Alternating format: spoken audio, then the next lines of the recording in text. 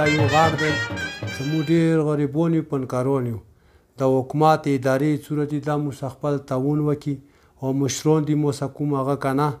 دغو کې هر څه هغه وکړي هر ادارې کې شوي دي څه موږ څوارلس ضلعې وي ټولو څه خپل خپل هغه وشو خو صرف د کور مې په چې نور کې موږ څه نه دي شوي